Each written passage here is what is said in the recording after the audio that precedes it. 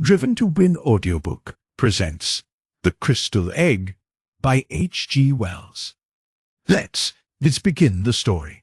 There was, until a year ago, a little and very grimy-looking shop near Seven Dials, over which, in weather-worn yellow lettering, the name of C. Cave, naturalist and dealer in antiquities, was inscribed. The contents of its window were curiously variegated.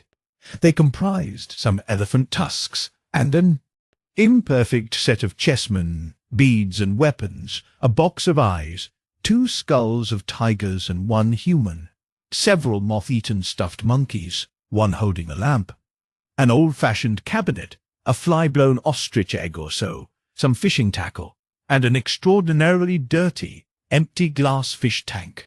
There was also, at the moment the story begins, a mass of crystal, worked into the shape of an egg, and brilliantly polished. And at that 2 people who stood outside the window were looking, one of them a tall, thin clergyman, the other a black-bearded young man of dusky complexion and unobtrusive costume. The dusky young man spoke with eager gesticulation, and seemed anxious for his companion to purchase the article. While they were there, Mr. Cave came into his shop, his beard still wagging with the bread and butter of his tea. When he saw these men and the object of their regard, his countenance fell. He glanced guiltily over his shoulder, and softly shut the door. He was a little old man, with pale face and peculiar watery blue eyes. His hair was a dirty grey, and he wore a shabby blue frock-coat, an ancient silk hat, and carpet slippers very much down at heel. He remained watching the 2 men as they talked. The clergyman went deep into his trouser pocket, examined a handful of money, and showed his teeth in an agreeable smile. Mr. Cave seemed still more depressed when they came into the shop. The clergyman, without any ceremony, asked the price of the crystal egg. Mr. Cave glanced nervously towards the door leading into the parlour, and said £5. The clergyman protested that the price was high. To his companion as well as to Mr. Cave, it was, indeed, very much more than Mr. Cave had intended to ask, when he had stocked the article, and an attempt at bargaining ensued. Mr. Cave stepped to the shop door, and held it open. £5 is my price, he said, as though he wished to save himself the trouble of unprofitable discussion. As he did so, the upper portion of a woman's face appeared above the blind in the glass upper panel of the door leading into the parlour, and stared curiously at the 2 customers. £5 is my price, said Mr. Cave, with a quiver in his voice. The swarthy young man had so far remained a spectator, watching Cave keenly. Now he spoke. "Give him £5, he said.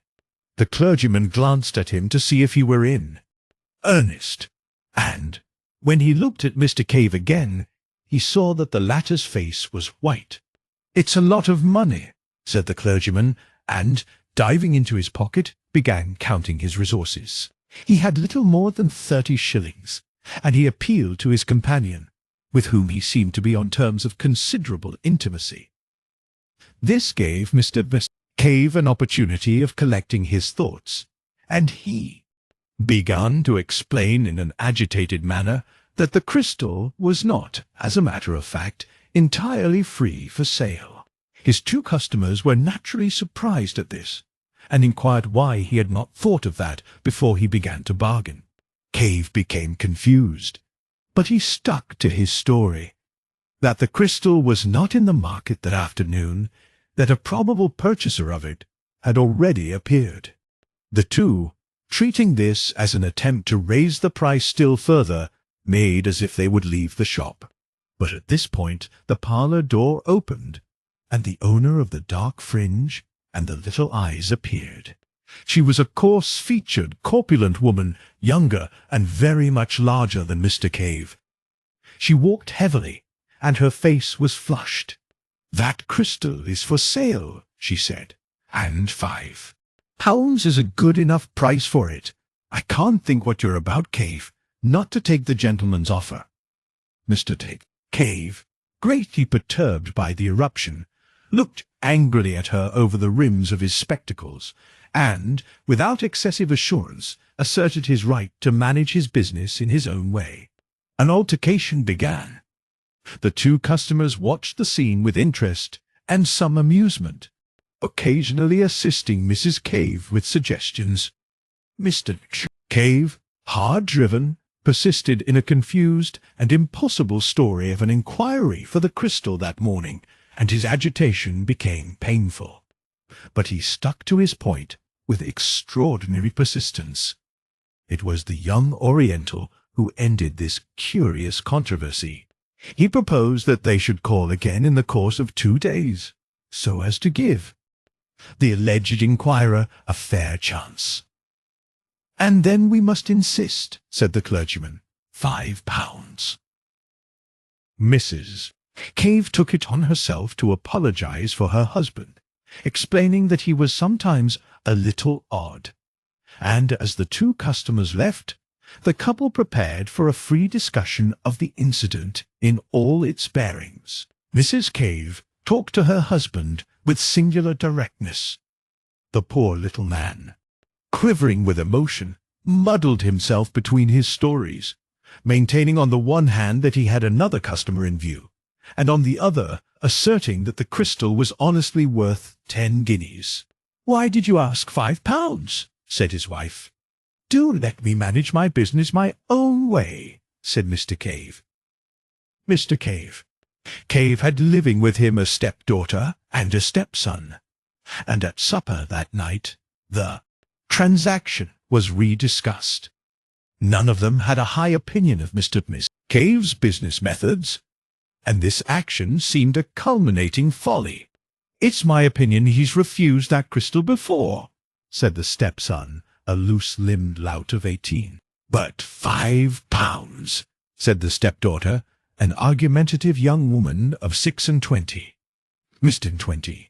Cave's answers were wretched. He could only mumble weak assertions that he knew his own business best. They drove him from his half-eaten supper into the shop to close it for the night, his ears aflame and tears of vexation behind his spectacles. Why had he left the crystal in the window so long? The folly of it! That was the trouble closest in his mind. For a time he could see no way of evading sale. After supper, his stepdaughter and stepson smartened themselves up and went out, and his wife retired upstairs to reflect upon the business aspects of the crystal, over a little sugar and lemon and so forth in hot water. Mr.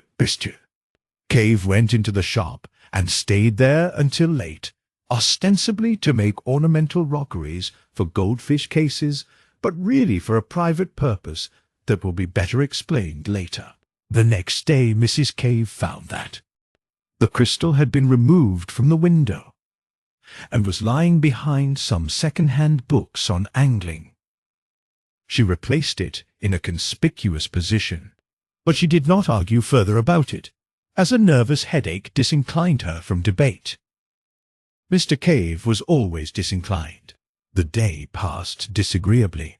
Mr. Cave was, if anything, more absent-minded than usual, and uncommonly irritable withal. In the afternoon, when his wife was taking her customary sleep, he removed the crystal from the window again. The next day, Mr. Cave had to deliver a consignment of dogfish at one of the hospital schools, where they were needed for dissection. In his absence, Mrs. Cave's mind reverted to the topic of the crystal, and the methods of expenditure suitable to a windfall of £5.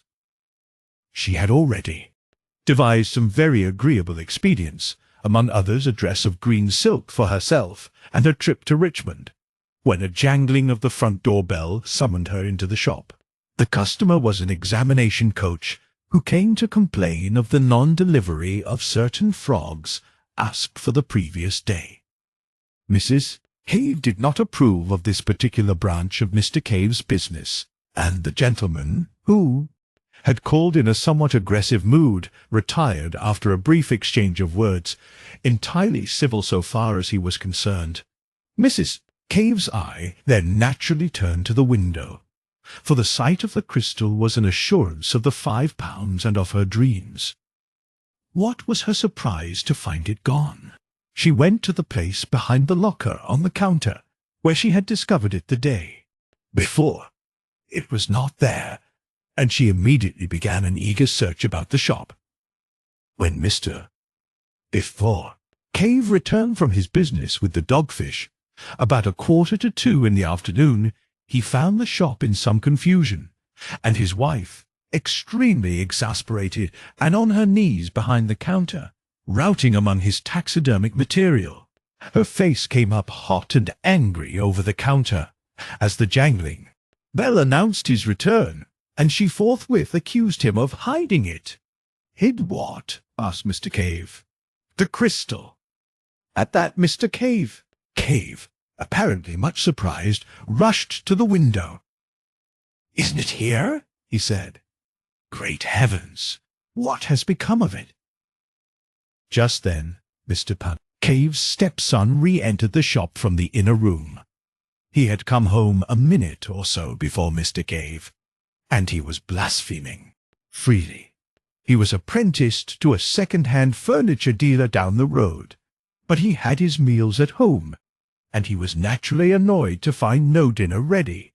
But when he heard of the loss of the crystal, he forgot his meal, and his anger was diverted from his mother to his stepfather. Their first idea, of course, was that he had hidden it, but Mr. Cave stoutly denied all knowledge of its fate, freely offering his bedabbled affidavit in the matter, and at last was worked up to the point of accusing first his wife and then his stepson of having taken it with a view to a private sale. So began an exceedingly acrimonious and emotional discussion, which ended for Mrs. Cave in a peculiar nervous condition midway between hysterics and amuck, and caused the stepson to be half an hour late at the furniture establishment in the afternoon. Mr. Cave took refuge from his wife's emotions in the shop. In the evening the matter was resumed, with less passion and in a judicial spirit, under the presidency of the stepdaughter. The supper passed unhappily, and culminated in a painful scene. Mr. Cave gave way at last to extreme exasperation, and went out banging the front door violently. The rest of the family, having discussed him with the freedom his absence warranted, hunted the house from garret to cellar, hoping to light upon the crystal. The next day the two customers called again. They were received by Mrs. Cave almost in tears. It transpired that no one could imagine all that she had stood from Cave at various times in her married pilgrimage. She also gave a garbled account of the disappearance. The clergyman and the Oriental laughed silently at one another, and said it was very extraordinary.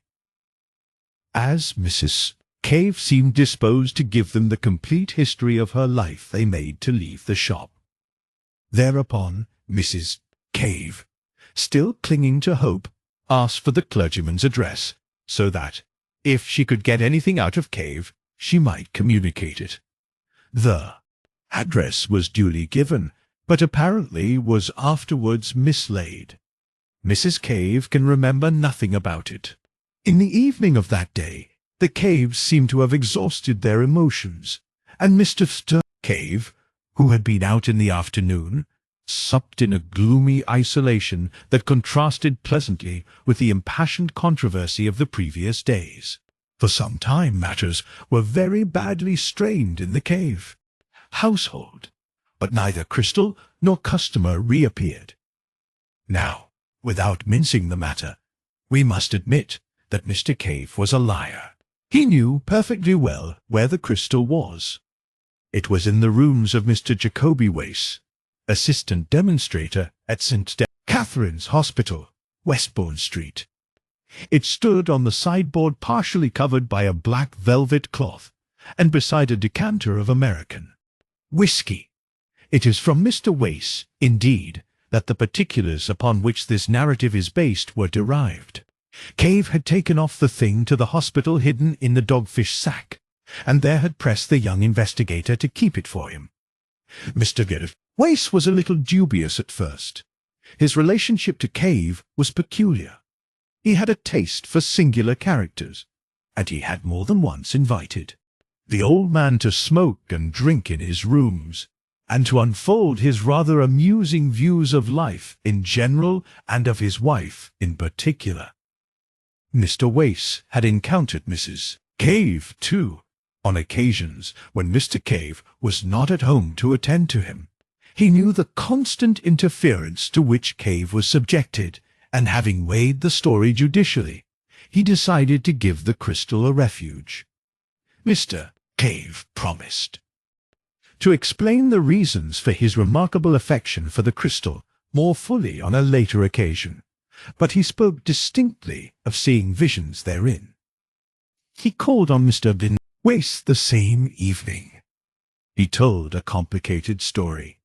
The crystal, he said, had come into his possession, with other oddments, at the forced sale of another curiosity dealer's effects, and not knowing what its value might be, he had ticketed it at 10 shillings. It had hung upon his hands at that price for some months, and he was thinking of reducing the figure, when he made a singular discovery.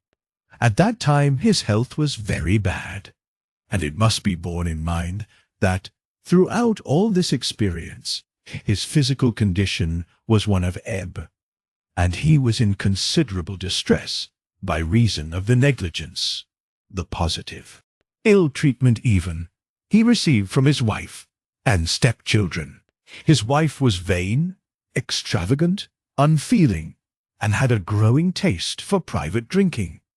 His stepdaughter was mean and overreaching, and his stepson had conceived a violent dislike for him, and lost no chance of showing it.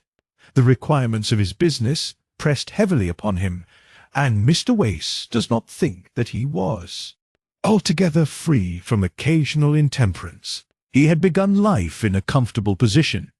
He was a man of fair education, and he suffered, for weeks at a stretch, from melancholia and insomnia. Afraid to disturb his family, he would slip quietly from his wife's side, when his thoughts became intolerable, and wander about the house. And about 3 o'clock one morning, late in August, chance directed him into the shop. The dirty little place was impenetrably black, except in one spot, where he perceived an unusual glow of light. Approaching this, he discovered it to be the crystal egg, which was standing on the corner of the counter towards the window. A thin ray smote through a crack in the shutters, impinged upon the object, and seemed as it were to fill its entire interior. It occurred to Mr. Cave that this was not in accordance with the laws of optics as he had known them in his younger days. He could understand the rays being refracted by the crystal and coming to a focus in its interior, but this diffusion jarred with his physical conceptions. He approached the crystal nearly, peering into it and round it, with a transient revival of the scientific curiosity that in his youth had determined his choice of a calling. He was surprised to find the light not steady, but writhing within the substance of the egg, as though that object was a hollow sphere of some luminous vapor. In moving about to get different points of view, he suddenly found that he had come between it and the ray, and that the crystal nonetheless remained luminous. Greatly astonished, he lifted it out of the light ray and carried it to the darkest part of the shop. It remained bright for some 4 or 5 minutes, when it slowly faded and went out. He placed it in the thin streak of daylight, and its luminousness was almost immediately restored. So far, at least, Mr. Wace was able to verify the remarkable story of Mr. Cave. He has himself repeatedly held this crystal in a ray of light, which had to be of a less diameter than 1 millimeter, and in a perfect darkness, such as could be produced by velvet wrapping, the crystal did undoubtedly appear very faintly phosphorescent. It would seem, however, that the luminousness was of some exceptional sort, and not equally visible to all eyes. For Mr. Harbinger, whose name will be familiar to the scientific reader in connection with the Pasteur Institute, was quite unable to see any light whatever. And Mr. D. Wace's own capacity for its appreciation was out of comparison inferior to that of Mr. Cave's. Even with Mr. Cave, the power varied very considerably. His vision was most vivid during states of extreme weakness and fatigue. Now, from the outset, this light in the crystal exercised a curious fascination upon Mr. Cave, and it says more for his loneliness of soul than a volume of pathetic writing could do, that he told no human being of his curious observations. He seems to have been living in such an atmosphere of petty spite that to admit the existence of a pleasure would have been to risk the loss of it. He found that as the dawn advanced, and the amount of diffused light increased, the crystal became to all appearance non-luminous, and for some time he was unable to see anything in it, except at night time, in dark corners of the shop. But the use of an old velvet cloth, which he used as a background for a collection of minerals, occurred to him, and by doubling this, and putting it over his head and hands, he was able to get a sight of the luminous movement within the crystal even in the daytime. He was very cautious lest he should be thus discovered by his wife, and he practiced this occupation only in the afternoons, while she was asleep upstairs, and then circumspectly in a hollow under the counter. And one day, turning the crystal about in his hands, he saw something. It came and went like a flash, but it gave him the impression that the object had for a moment opened to him the view of a wide and spacious and strange country, and, turning it about, he did, just as the light faded, see the same vision again. Now, it would be tedious and unnecessary to state all the phases of Mr. Cave's discovery from this point. Suffice that the effect was this: the crystal, being peered into at an angle of about 107 degrees from the direction of the illuminating ray, gave a clear and consistent picture of a wide and peculiar countryside. It was not dreamlike at all. It produced a definite impression of reality, and the better the light, the more real and solid it seemed. It was a moving picture. That is to say, certain objects moved in it, but slowly, in an orderly manner, like real things, and, according as the direction of the lighting and vision changed, the picture changed also. It must, indeed, have been like looking through an oval glass at a view, and turning the glass about to get at different aspects. Mr. Cave's statements, Mr. Wace assures me, were extremely circumstantial, and entirely free from any of that emotional quality that taints hallucinatory impressions. But it must be remembered that all the efforts of Mr. Wace to see any similar clarity in the faint opalescence of the crystal were wholly unsuccessful, try as he would. The difference in intensity of the impressions received by the two men was very great, and it is quite conceivable that what was a view to Mr. Cave was a mere blurred nebulosity to Mr. Wace. The view, as Mr. Wace Cave described it, was invariably of an extensive plain, and he seemed always to be looking at it from a considerable height, as if from a tower or a mast. To the east and to the west, the plain was bounded at a remote distance by vast reddish cliffs, which reminded him of those he had seen in some picture. But what the picture was Mr. Wace was unable to ascertain. These cliffs passed north and south. He could tell the points of the compass by the stars that were visible of a night, receding in an almost illimitable perspective and fading into the mists of the distance before they met. He was nearer the eastern set of cliffs. On the occasion of his first vision, the sun was rising over them, and black against the sunlight and pale against their shadow appeared a multitude of soaring forms that Mr. Cave regarded as birds. A vast range of buildings spread below him. He seemed to be looking down upon them, and, as they approached the blurred and refracted edge of the picture, they became indistinct. There were also trees curious in shape, and in colouring, a deep mossy green and an exquisite grey, beside a wide and shining canal. And something great and brilliantly coloured flew across the picture. But the first time Mr. Cave saw these pictures, he saw only in flashes. His hands shook, his head moved, the vision came and went, and grew foggy and indistinct.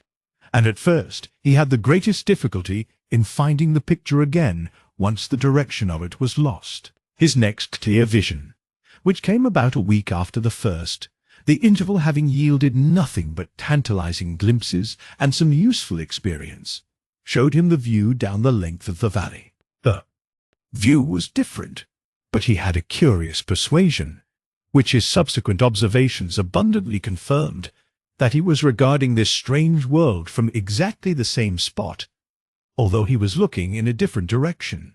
The long facade of the great building, whose roof he had looked down upon before, was now receding in perspective. He recognized the roof. In the front of the facade was a terrace of massive proportions and extraordinary length, and down the middle of the terrace, at certain intervals, stood huge but very graceful masts, bearing small shiny objects which reflected the setting sun. The import of these small objects did not occur to Mr. Cave until some time after, as he was describing the scene to Mr. Wace. The terrace overhung a thicket of the most luxuriant and graceful vegetation, and beyond this was a wide grassy lawn on which certain broad creatures, in form like beetles, but enormously larger, reposed. Beyond this again was a richly decorated causeway of pinkish stone, and beyond that, and lined with dense red weeds, and passing up the valley exactly parallel with the distant cliffs, was a broad and mirror-like expanse of water. The air seemed full of squadrons of great birds, manoeuvring in stately curves, and across the river was a multitude of splendid buildings, richly coloured and glittering with metallic tracery and facets, among a forest of moss-like and lichenous trees. And suddenly something flapped repeatedly across the vision, like the fluttering of a jewelled fan or the beating of a wing, and a face, or rather the upper part of a face with very large eyes, came as it were close to his own, and as if on the other side of the crystal. Mr. Cave was so startled and so impressed by the absolute reality of these eyes, that he drew his head back from the crystal to look behind it. He had become so absorbed in watching that he was quite surprised to find himself in the cool darkness of his little shop, with its familiar odour of methyl, mustiness, and decay. And, as he blinked about him, the glowing crystal faded and went out. Such were the first general impressions of Mr. Cave. The story is curiously direct and circumstantial. From the outset, when the valley first flashed momentarily on his senses, his imagination was strangely affected, and, as he began to appreciate the details of the scene he saw, his wonder rose to the point of a passion. He went about his business listless and distraught, thinking only of the time when he should be able to return to his watching. And then, a few weeks after his first sight of the valley, came the two customers, the stress and excitement of their offer, and the narrow escape of the crystal from sale, as I have already told. While the thing was Mr. Cave's secret, it remained a mere wonder, a thing to creep to covertly and peep at, as a child might peep upon a forbidden garden. But Mr. Wace has, for a young scientific investigator, a particularly lucid and consecutive habit of mind. Directly the crystal and its story came to him, and he had satisfied himself, by seeing the phosphorescence with his own eyes, that there really was a certain evidence for Mr. Cave's statements. He proceeded to develop the matter systematically. Mr. Cave's statement. Cave was only too eager to come and feast his eyes on this wonderland he saw, and he came every night from 8:30 until 10:30, and sometimes, in Mr. Wace's absence, during the day. On Sunday afternoons, also, he came. From the outset, Mr. Wace made copious notes, and it was due to his scientific method that the relation between the direction from which the initiating ray entered the crystal and the orientation of the picture were proved, and by covering the crystal in a box perforated only with a small aperture to admit the exciting ray, and by substituting Black Holland for his buff blinds, he greatly improved the conditions of the observations, so that in a little while they were able to survey the valley in any direction they desired. So, having cleared the way, we may give a brief account of this visionary world within the crystal. The things were in all cases seen by Mr. Cave, and the method of working was invariably for him to watch the crystal and report what he saw, while Mr. Wace, who as a science student had learnt the trick of writing in the dark, wrote a brief note of his report. When the crystal faded, it was put into its box in the proper position, and the electric light turned on. Mr. Wace asked questions and suggested observations to clear up difficult points. Nothing, indeed, could have been less visionary and more matter-of-fact. The attention of Mr. Cave had been speedily directed to the bird-like creatures he had seen so abundantly present in each of his earlier visions. His first impression was soon corrected, and he considered for a time that they might represent a diurnal species of bat. Then he thought, grotesquely enough, that they might be cherubs. Their heads were round and curiously human, and it was the eyes of one of them that had so startled him on his second observation. They had broad, silvery wings, not feathered, but glistening almost as brilliantly as new-killed fish, and with the same subtle play of colour. And these wings were not built on the plan of bird wing or bat, Mr. Wace learned, but supported by curved ribs radiating from the body. A sort of butterfly wing with curved ribs seems best to express their appearance. The body was small, but fitted with 2 bunches of prehensile organs, like long tentacles, immediately under the mouth. Incredible as it appeared to Mr. Wace, the persuasion at last became irresistible that it was these creatures which owned the great quasi-human buildings and the magnificent garden that made the broad valley so splendid. And Mr. Cave perceived that the buildings, with other peculiarities, had no doors, but that the great circular windows, which opened freely, gave the creatures egress and entrance. They would alight upon their tentacles, fold their wings to a smallness almost rod-like, and hop into the interior. But among them was a multitude of smaller winged creatures, like great dragonflies and moths and flying beetles, and across the greensward brilliantly coloured gigantic ground beetles crawled lazily to and fro. Moreover, on the causeways and terraces, large-headed creatures similar to the greater winged flies, but wingless, were visible, hopping busily upon their hand-like tangle of tentacles. Allusion has already been made to the glittering objects upon masts that stood upon the terrace of the nearer building. It dawned upon Mr.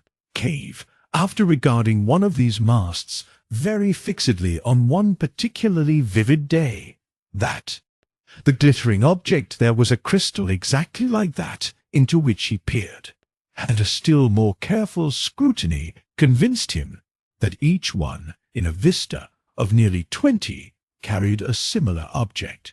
Occasionally one of the large flying creatures would flutter up to one, and, folding its wings and coiling a number of its tentacles about the mast, would regard the crystal fixedly for a space, sometimes for as long as 15 minutes, and a series of observations made at the suggestion of Mr.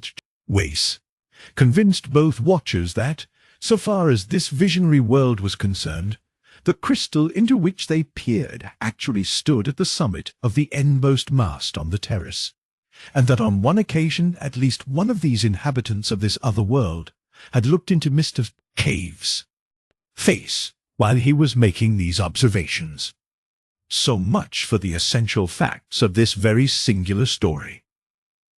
Unless we dismiss it all as the ingenious fabrication of Mr.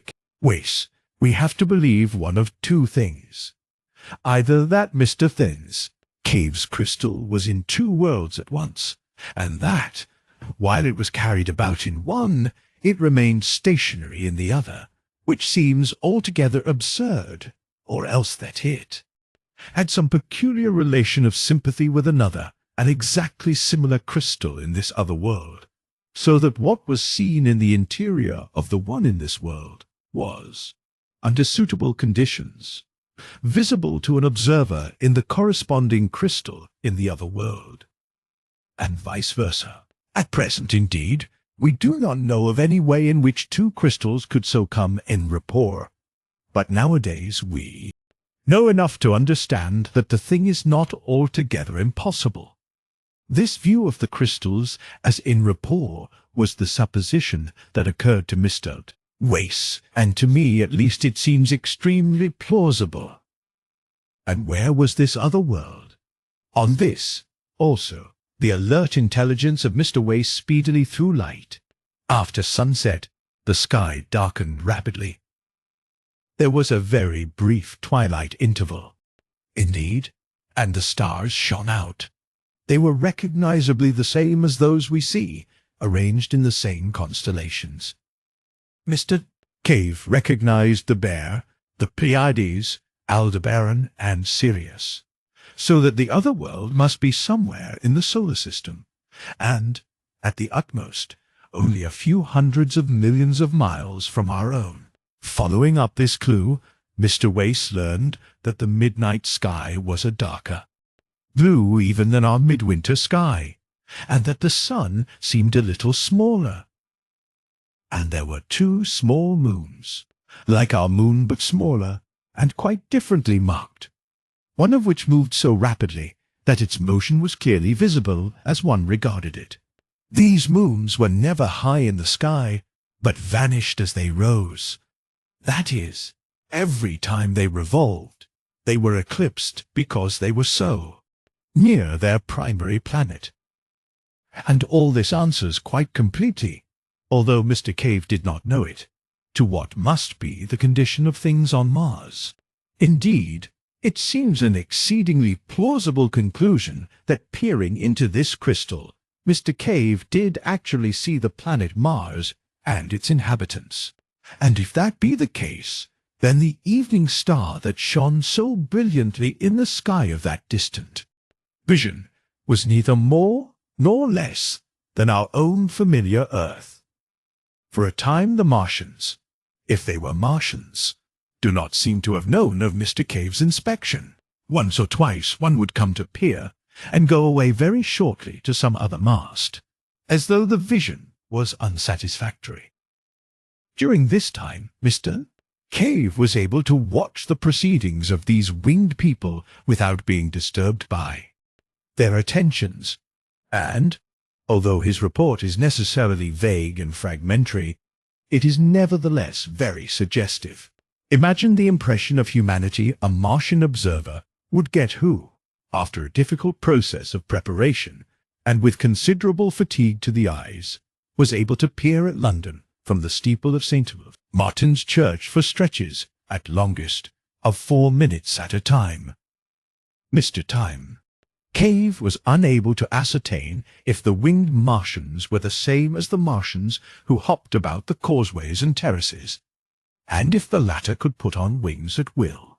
He several times saw certain clumsy bipeds, dimly suggestive of apes, white and partially translucent, feeding among certain of the lichenous trees, and once some of these fled before one of the hopping, round-headed Martians. The latter caught one in its tentacles, and then the picture faded suddenly and left Mr. Cave most tantalizingly in the dark. On another occasion, a vast thing that Mr.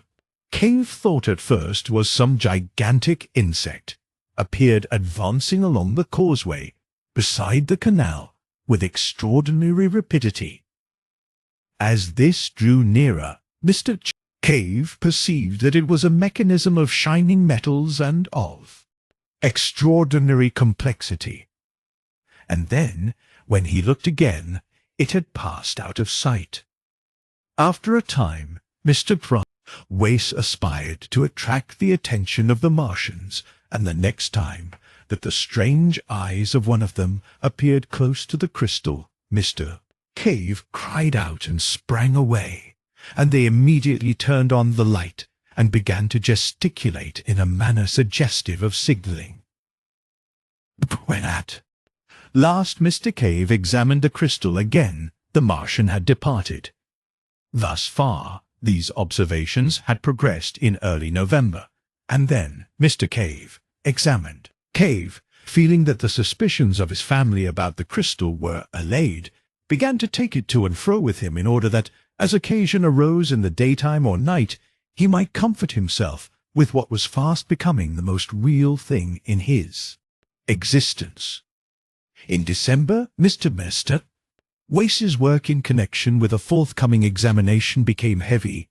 The sittings were reluctantly suspended for a week, and for 10 or 11 days, he is not quite sure which, he saw nothing of Cave. He then grew anxious to resume these investigations, and, the stress of his seasonal labours being abated, he went down to 7 Dials. At the corner he noticed a shutter before a bird fancier's window, and then another at a cobbler's. Mr. Cave's shop was closed. He rapped, and the door was opened by the stepson in black. He at once called Mrs. Cave, who was Mrs. Cave, who was, Wace could not but observe, in cheap but ample widow's weeds of the most imposing pattern.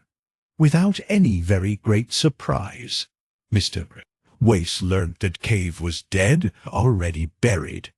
She was in tears, and her voice was a little thick. She had just returned from Highgate. Her mind seemed occupied with her own prospects and the honourable details of the obsequies. But Mr. Wace was at last able to learn the particulars of Cave's death. He had been found dead in his shop in the early morning, the day after his last visit to Mr. Wace, and the crystal had been clasped in his stone-cold hands. His face was smiling, said Mrs. Cave, and the velvet cloth from the minerals lay on the floor at his feet. He must have been dead 5 or 6 hours when he was found. This came as a great shock to Wace, and he began to reproach himself bitterly for having neglected the plain symptoms of the old man's ill health. But his chief thought was of the crystal. He approached that topic in a gingerly manner, because he knew Mrs. Cave's peculiarities. He was dumbfounded to learn that it was sold. Mrs. Cave's first impulse, directly Cave's body had been taken upstairs, had been to write to the mad clergyman who had offered £5 for the crystal, informing him of its recovery. But after a violent hunt in which her daughter joined her, they were convinced of the loss of his address, as they were without the means required to mourn and bury Cave in the elaborate style the dignity of an old 7 Dials inhabitant demands. They had appealed to a friendly fellow tradesman in Great Portland Street. He had very kindly taken over a portion of the stock at a valuation. The valuation was his own, and the crystal egg was included in one of the lots. Mr. Wace, after a few suitable consolatory observations, a little off-handedly proffered perhaps, hurried at once to Great Portland Street. But there he learned that the crystal egg had already been sold to a tall, dark man in grey. And there the material facts in this curious, and to me at least very suggestive, story come abruptly to an end. The Great Portland Street dealer did not know who the tall, dark man in grey was, nor had he observed him with sufficient attention to describe him minutely. He did not even know which way this person had gone after leaving the shop. For a time, Mr. Efficient attention to describe him. Wace remained in the shop, trying the dealer's patience with hopeless questions, venting his own exasperation, and at last, realizing abruptly that the whole thing had passed out of his hands, had vanished like a vision of the night, he returned to his own rooms, a little astonished to find the notes he had made still tangible and visible upon his untidy table. His annoyance and disappointment were naturally very great. He made a second call, equally ineffectual, upon the great Portland Street dealer, and he resorted to advertisements in such periodicals as were likely to come into the hands of a bric-a-brac collector. He also wrote letters to the Daily Chronicle and Nature, but both those periodicals, suspecting a hoax, asked him to reconsider his action before they printed, and he was advised that such a strange story, unfortunately so bare of supporting evidence, might imperil his reputation as an investigator. Moreover, the calls of his proper work were urgent, so that after a month or so, save for an occasional reminder to certain dealers, he had reluctantly to abandon the quest for the crystal egg, and from that day to this it remains undiscovered. Occasionally, however, he tells me, and I can quite believe him, he has bursts of zeal, in which he abandons his more urgent occupation and resumes the search. Whether or not it will remain lost forever, with the material and origin of it, are things equally speculative at the present time. If the present purchaser is a collector, one would have expected the inquiries of Mr. Wace to have reached him through the dealers.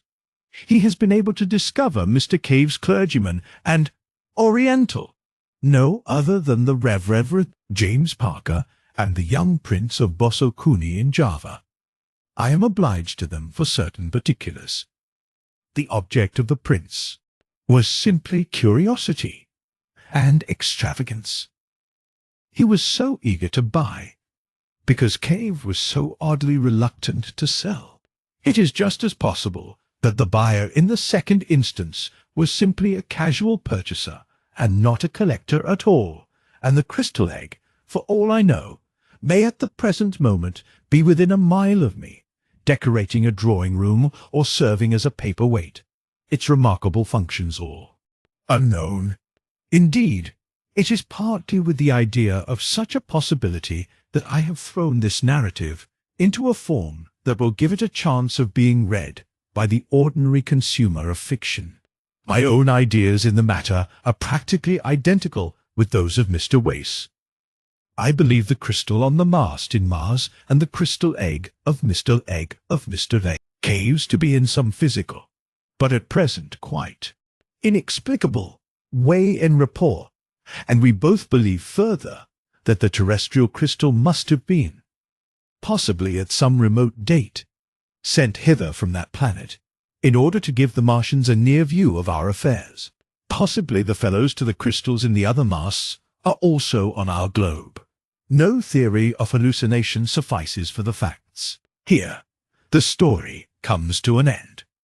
If you enjoy quality English audiobooks uploaded regularly, be sure to subscribe to Driven to Win Audiobook. From timeless classics to modern masterpieces, you will find them all here. Thank you for listening to Driven to Win Audiobook.